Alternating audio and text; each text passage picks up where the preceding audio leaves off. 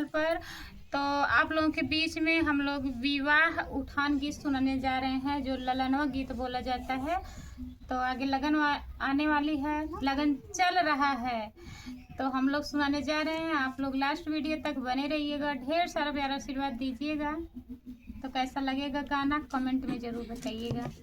ओढ़ी पाहिने दुल्हे ठाड़ी भइले माड़ाए, अरे ठाड़ी भइले माड़ाए, अरे पापा से मंगैया आशीर्वाद रे ललनवा, अरे पापा से मंगैया आशीर्वाद रे ललनवा।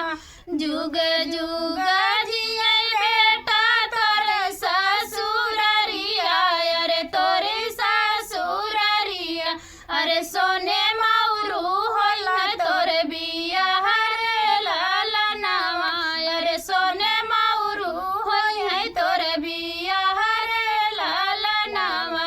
ओढ़ी पाहिने दुल्हे ठाड़ी भइले माड़ाए, अरे ठाड़ी भइले माड़ाए, अरे चाचा से मंगैया आशीर्वाद रे ललनवा, अरे चाचा से मंगैया आशीर्वाद रे ललनवा।